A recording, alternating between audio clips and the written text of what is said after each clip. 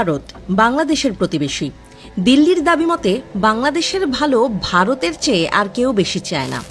ভারতের পররাষ্ট্রমন্ত্রী এস জয়শঙ্কর যখন এই কথা বলেছিলেন, তখন আবেগ নয়, বাংলাদেশে একটা হাসির খিলখিল ও হো হো রব উঠেছিল। অনেকে হয়তো বলেছেন, এমন ভালো চাওয়ার লোক থাকলে তাদের আর খারাপ চাওয়া লোক কিংবা শত্রুর দরকার পড়ে না। আরও হাস্যকর বিষয় হলো, ভারতের পররাষ্ট্রমন্ত্রী সেদিনই এই কথা বলেছেন যেদিন ভারত বাংলাদেশকে দেয়া ট্রান্সশিপমেন্ট সুবিধা বাতিল করেছে, তাও আবার কোনো রকম নিয়ম নীতি বা সৌজন্যতার তোয়াক্কা না করেই। কোনো রকম আগাম নোটিশ ছাড়া নেয়া এই হঠাৎ সিদ্ধান্তই প্রমাণ করে দিল্লি আসলে ঢাকার ভালো কতটা চায়। তবে ট্রান্সশিপমেন্ট বন্ধ করে ভারত যে খুশি হয়েছিল, পলাতক স্বৈরাচার শেখ হাসিনার এজেন্ডা বাস্তবায়ন করে হাসতে চেয়েছিল অট্টহাসি, পলকেই বাংলাদেশ সেখানে বেদনার সিলমোহর এঁটে দিয়েছে। হাসিনা মিত্রদের এবার হাসি বন্ধ। তারা এবার বুঝতে পারছে না কি করবে। দিল্লিতে হয়তো এরই মধ্যে বেজে উঠেছে রবির লেখা গান, দিনগুলি মোর সোনার খাঁচায় রইল না।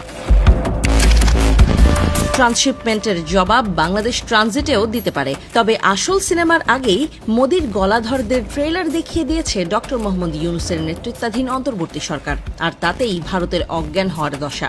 অন্যকে গাড্ডায় ফেলতে গিয়ে গভীর গিরিখাতে পড়ে দিল্লি এখন আকুপাকু করছে। মোদিদের মনের রিংটোনে বাজছে, কুল নাই কিনার নাই, নাইকো দরিয়ার পারি। কিনার না পাওয়া মোদির জন্য বাংলাদেশ দিয়েছে বিশেষ উপহার। সুতোর সাথে তাতে কাটা পড়েছে দিল্লির অনেক কিছুই। এবার ভারত থেকে বেশ কিছু পণ্য আমদানিতে নিষেধাজ্ঞা আরোপ করেছে জাতীয় রাজস্ব বোর্ড এনবিআর।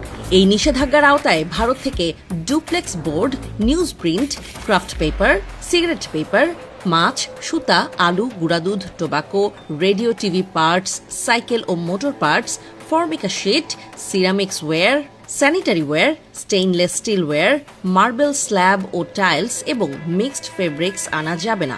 বিশেষ করে টেক্সটাইল, কাগজ ও সিরামিক পণ্য খাতে দেশীয় শিল্পের প্রতিযোগিতা সক্ষমতা রক্ষা করাই মূল উদ্দেশ্য।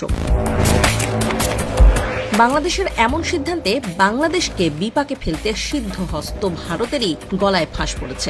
দেশটির সংশ্লিষ্ট শিল্পগুলোতে বড় ধস নামার শঙ্কা দেখা দিয়েছে। মোদি প্রশাসনের এসব সিদ্ধান্তে ভারতের অন্দরমহলেও তৈরি হচ্ছে হাসিনা ও মোদি বিরোধী জনরোষ। ব্যবসায়ী মহলও সহজ ও কাছের মার্কেট হারানোর অসন্তোষে ক্ষোভে ফুঁসছে। ঘরের ভেতরে ঘর হারা হওয়ার শঙ্কায় কাঁপছেন মোদি। তার গদিও নড়ছে বৃদ্ধ মানুষের নড়বড়ে দাঁতের মতো। কেবল ভয়, কখন যে সবকিছু শেষ হয়ে যায়।